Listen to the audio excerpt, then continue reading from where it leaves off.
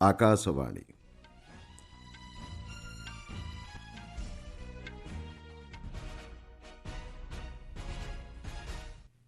ସମ୍ବାଦ ପଢ଼ୁଛନ୍ତି ମଳୟ ରଞ୍ଜନ ମିଶ୍ର। ମୁଖ୍ୟ ସମ୍ବାଦ, ଦିଲ୍ଲୀରେ ପ୍ରତିବାଦକାରୀ ଛାତ୍ର ଏବଂ ପୁଲିସ ମଧ୍ୟରେ ହିଂସାତ୍ମକ ଘଟଣାର ଯାଞ୍ଚ ପାଇଁ 5 ଜଣିଆ ଉଚ୍ଚ କ୍ଷମତାସମ୍ପନ୍ନ କମିଟି ଗଠନ କଲେ ସୁପ୍ରିମକୋର୍ଟ। ଭାରତର ଅଧ୍ୟକ୍ଷତାରେ ଅନୁଷ୍ଠିତ ବ୍ରିକ୍ସ ବୈଠକ ନାଗରିକ କୈନ୍ଦ୍ରିକ ବିକାଶକୁ ତ୍ୱରାନ୍ୱିତ କରିବ, କହିଲେ ପ୍ରଧାନମନ୍ତ୍ରୀ। ସ୍ୱରାଷ୍ଟ୍ରମନ୍ତ୍ରୀଙ୍କ ଅଧ୍ୟକ୍ଷତାରେ 31ତମ ଦକ୍ଷିଣ ଜୋନାଲ ପରିଷଦ ବୈଠକ ଅନୁଷ୍ଠିତ। ବାଂଲାଦେଶର 23ତମ ରାଷ୍ଟ୍ରପତି ଭାବେ ନିର୍ବାଚିତ ହେଲେ ବିଏନ୍ପି ନେତା ମିର୍ଜା ଫଖରୁଲ ଇସଲାମ ଆଲମଗୀର ଏବଂ BWF ବିଶ୍ୱକପ୍ ପ୍ରତିଯୋଗିତାର ପୁରୁଷ ଏକକ ବର୍ଗ ପ୍ରି କ୍ୱାର୍ଟର ଫାଇନାଲରେ ପରାସ୍ତ ହେଲେ ଆୟୁଷ ସେଟ୍ଟି। ଦିଲ୍ଲୀରେ ସାମ୍ପ୍ରତିକ ପ୍ରତିବାଦକାରୀ ଛାତ୍ର ଏବଂ ପୁଲିସ ମଧ୍ୟରେ ହିଂସାତ୍ମକ ଘଟଣା ଅଭିଯୋଗର ଯାଞ୍ଚ ପାଇଁ ଏକ 5 ଜଣିଆ ଉଚ୍ଚ କ୍ଷମତାସମ୍ପନ୍ନ ତଦନ୍ତ କମିଟି ସୁପ୍ରିମକୋର୍ଟ ଗଠନ କରିଛନ୍ତି। ସୁପ୍ରିମକୋର୍ଟର ପୂର୍ବତନ ବିଚାରପତି ଜଷ୍ଟିସ୍ ଆର୍ ସୁଭାଷ ରେଡ୍ଡୀଙ୍କ ଅଧ୍ୟକ୍ଷତାରେ ଏହି କମିଟି ଗଠନ କରାଯାଇଛି। ପ୍ରଧାନ ବିଚାରପତି ଜଷ୍ଟିସ୍ ସୂର୍ଯ୍ୟକାନ୍ତ, ଜଷ୍ଟିସ୍ ଜୟମାଲ୍ୟ ବାଗ୍ଚି ଏବଂ ଜଷ୍ଟିସ୍ ଭି ମୋହନାଙ୍କ ଖଣ୍ଡପୀଠ ଏହି କମିଟି ଗଠନ କରିବା ସହ ଅନ୍ୟ ସଦସ୍ୟଙ୍କ ନାମ ମଧ୍ୟ ଘୋଷଣା କରିଛନ୍ତି। ପଞ୍ଜାବ ଓ ହରିୟାଣା ହାଇକୋର୍ଟର ପୂର୍ବତନ ମୁଖ୍ୟ ବିଚାରପତି ଜଷ୍ଟିସ୍ ରବିଶଙ୍କର ଝା, ଦିଲ୍ଲୀ ହାଇକୋର୍ଟର ପୂର୍ବତନ ବିଚାରପତି ଜଷ୍ଟିସ୍ ସାଲିନ୍ଦର କୌର, ସିବିଆଇର ପୂର୍ବତନ ନିର୍ଦ୍ଦେଶକ ଋଷି କୁମାର ଶୁକ୍ଳା ଏବଂ ମେଘାଳୟର ଅବସରପ୍ରାପ୍ତ ପୁଲିସ ମହାନିର୍ଦ୍ଦେଶକ RL ବିଷ୍ଣୋଇ କମିଟିର ସଦସ୍ୟ ଭାବେ ରହିବେ। ଖଣ୍ଡପୀଠ କହିଛନ୍ତି, ବହୁ ବିଚାର ବିମର୍ଶ ପରେ ଏହି କମିଟି ଗଠନ କରାଯାଇଛି। ପ୍ରସଙ୍ଗଗୁଡ଼ିକର ଯାଞ୍ଚ କରିବା ସହ ନିର୍ଦ୍ଧାରିତ ସମୟସୀମା ସୁଦ୍ଧା ରିପୋର୍ଟ ଦାଖଲ କରିବାକୁ ଖଣ୍ଡପୀଠ କହିଛନ୍ତି। ମହିଳା ପ୍ରତିବାଦକାରୀଙ୍କ ଉପରେ ହୋଇଥିବା ହିଂସାତ୍ମକ କାର୍ଯ୍ୟ ସଂକ୍ରାନ୍ତ ଅଭିଯୋଗକୁ ପ୍ରାଥମିକତାର ସହ ଯାଞ୍ଚ କରିବାକୁ ଖଣ୍ଡପୀଠ କହିଛନ୍ତି। ସୂଚନାଯୋଗ୍ୟ, ପରୀକ୍ଷା ପ୍ରଶ୍ନପତ୍ର ପ୍ରଘଟ ଅଭିଯୋଗ ନେଇ ଦିଲ୍ଲୀରେ ଗତ ମାସ 20 ତାରିଖରେ ସଂସଦ ଅଭିମୁଖେ ପଦଯାତ୍ରା ସମୟରେ ହିଂସାତ୍ମକ ଘଟଣା ନେଇ ଉଭୟ ପ୍ରତିବାଦକାରୀ ଏବଂ ପୁଲିସ ଅଭିଯୋଗ କରିଛନ୍ତି। ପୃଥକ ପୃଥକ ଆବେଦନର ଶୁଣାଣି କରି ଖଣ୍ଡପୀଠ ଏହି ନିଷ୍ପତ୍ତି ନେଇଛନ୍ତି। ପ୍ରଧାନମନ୍ତ୍ରୀ ନରେନ୍ଦ୍ର ମୋଦି କହିଛନ୍ତି, ଭାରତ ଅଧ୍ୟକ୍ଷତାରେ ଅନୁଷ୍ଠିତ ବ୍ରିକ୍ସ ବୈଠକ ନାଗରିକ କୈନ୍ଦ୍ରିକ ଜଳବାୟୁ କାର୍ଯ୍ୟକଳାପ ମାଧ୍ୟମରେ ସ୍ଥାୟୀ ବିକାଶକୁ ତ୍ୱରାନ୍ୱିତ କରିବ। ପରିବେଶ, ଜଙ୍ଗଲ ଓ ଜଳବାୟୁ ପରିବର୍ତ୍ତନ ମନ୍ତ୍ରୀ ଭୂପେନ୍ଦ୍ର ଯାଦବଙ୍କ ଏକ ଆଲେଖ୍ୟ ଉପରେ ଆଲୋକପାତ କରି ପ୍ରଧାନମନ୍ତ୍ରୀ କହିଛନ୍ତି, ନିର୍ଗମନ ତୀବ୍ରତା ହ୍ରାସ ଏବଂ ଅଣୁ ଜୀବାଶ୍ମ ଶକ୍ତି କ୍ଷମତା ବ୍ୟାପକ କରିବା ମାଧ୍ୟମରେ ଭାରତର ପ୍ରଗତି ନିରନ୍ତର ଏବଂ ସବୁଜ ଆଭିମୁଖ୍ୟକୁ ସୁଦୃଢ଼ କରୁଛି। ନିରନ୍ତର ଜୀବନଶୈଳୀ, ବନୀକରଣ, ପୁନଃ କାର୍ଯ୍ୟକାରୀ ଯୋଗ୍ୟ ଅର୍ଥନୀତି, ସମ୍ପ୍ରଦାୟ ଆଧାରିତ ପଦକ୍ଷେପ ଉପରେ ସରକାର ଧ୍ୟାନ କେନ୍ଦ୍ରୀଭୂତ କରିଛନ୍ତି ବୋଲି ପ୍ରଧାନମନ୍ତ୍ରୀ କହିଛନ୍ତି।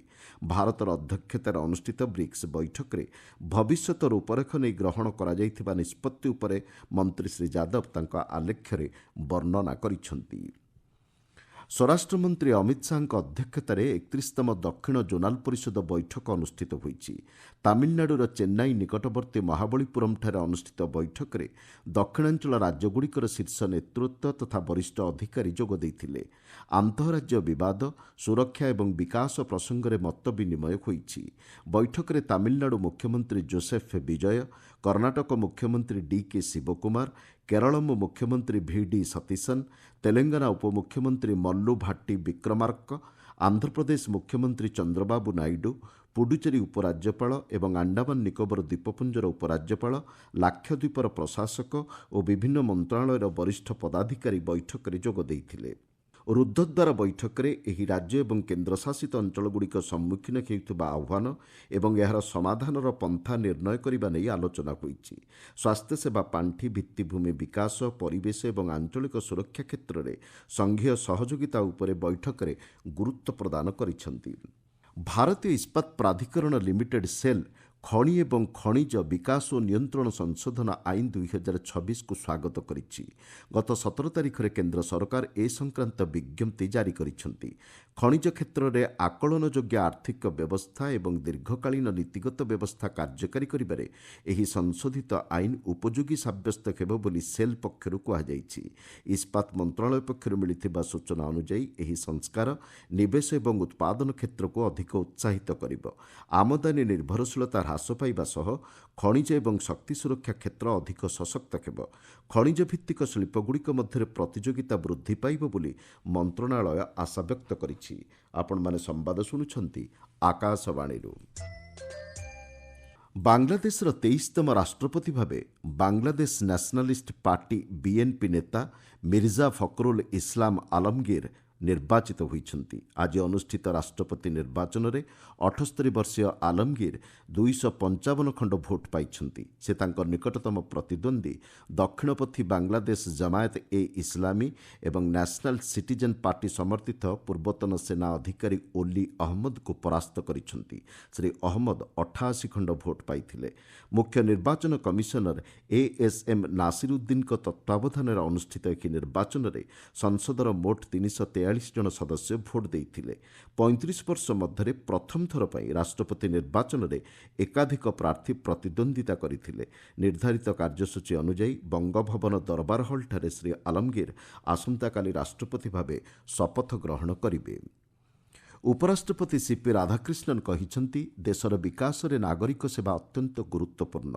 ତୃଣମୂଳ ସ୍ତରରେ ଏହି ନୀତି କାର୍ଯ୍ୟକାରୀ ହେବା ଉପରେ ସେ ଗୁରୁତ୍ୱ ଦେଇଛନ୍ତି।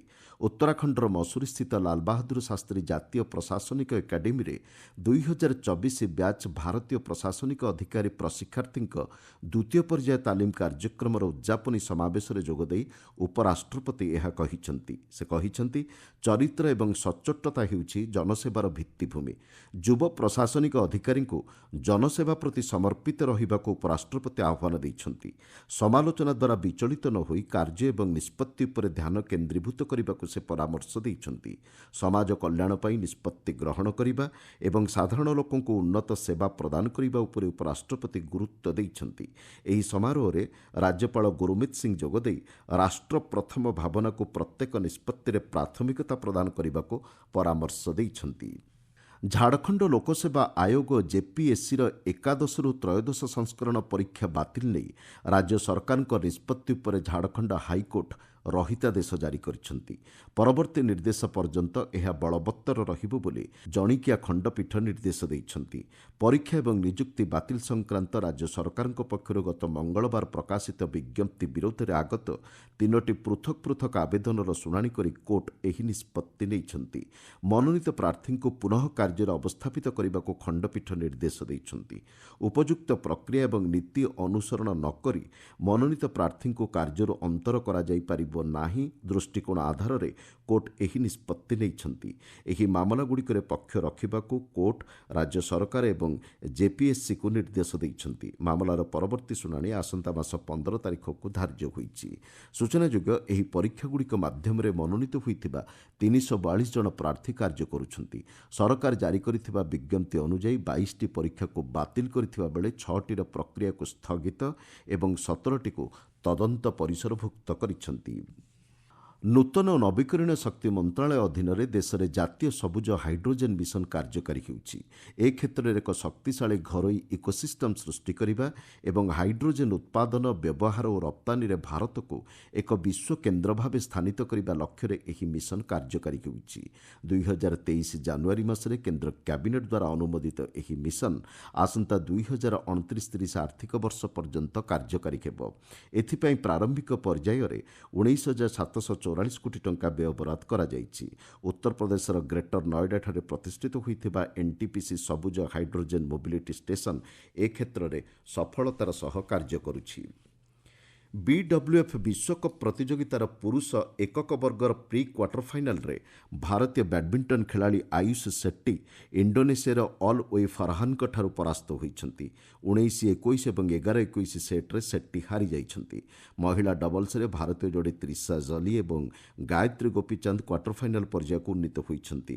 ନୂଆଦିଲ୍ଲୀଠାରେ ଖେଳାଯାଇଥିବା ପ୍ରି କ୍ୱାର୍ଟର ଫାଇନାଲ ପର୍ଯ୍ୟାୟ ମ୍ୟାଚ୍ରେ ଏହି ଭାରତୀୟ ଯୋଡ଼ି ଜାପାନ ଯୋଡ଼ିକୁ 21-16, 21-12 ପଏଣ୍ଟରେ ପରାସ୍ତ କରିଛନ୍ତି। ମହିଳା ଏକକ ବର୍ଗରେ ପୂର୍ବତନ ବିଶ୍ୱ champion PV Sindhu pre quarter final ପର୍ଯ୍ୟାୟ ମ୍ୟାଚ୍ରେ ଚୀନର ୱାଙ୍ଗ ଝିଙ୍କ ସହ ଖେଳୁଛନ୍ତି। ମୁଖ୍ୟ ସମ୍ବାଦଗୁଡ଼ିକ ପୁଣିଥରେ। ଦିଲ୍ଲୀରେ ପ୍ରତିବାଦକାରୀ ଛାତ୍ର ଏବଂ ପୁଲିସ୍ ମଧ୍ୟରେ ହିଂସାତ୍ମକ ଘଟଣାର ଯାଞ୍ଚ ପାଇଁ 5 ଜଣିଆ ଉଚ୍ଚ କ୍ଷମତାସମ୍ପନ୍ନ କମିଟି ଗଠନ କଲେ ସୁପ୍ରିମକୋର୍ଟ। ଭାରତର ଅଧ୍ୟକ୍ଷତାରେ ଅନୁଷ୍ଠିତ ବ୍ରିକ୍ସ ବୈଠକ ନାଗରିକ କୈନ୍ଦ୍ରିକ ବିକାଶକୁ ତ୍ୱରାନ୍ୱିତ କରିବ କହିଲେ ପ୍ରଧାନମନ୍ତ୍ରୀ। ସ୍ୱରାଷ୍ଟ୍ରମନ୍ତ୍ରୀଙ୍କ ଅଧ୍ୟକ୍ଷତାରେ 31ତମ ଦକ୍ଷିଣ ଜୋନାଲ ପରିଷଦ ବୈଠକ ଅନୁଷ୍ଠିତ। ବାଂଲାଦେଶର 23ତମ ରାଷ୍ଟ୍ରପତି ଭାବେ ନିର୍ବାଚିତ ହେଲେ ବିଏନ୍ପି ନେତା ମିର୍ଜା ଫଖରୁଲ ଇସଲାମ ଆଲମଗୀର ଏବଂ ବିଡବ୍ଲ୍ୟୁଏଫ୍ ବିଶ୍ୱକପ୍ ପ୍ରତିଯୋଗିତାର ପୁରୁଷ ଏକକ ବର୍ଗରେ ପ୍ରି କ୍ୱାର୍ଟର ଫାଇନାଲରେ ପରାସ୍ତ ହେଲେ ଆୟୁଷ ସେଟ୍ଟି। ସମ୍ବାଦ ଶେଷ ହେଲା।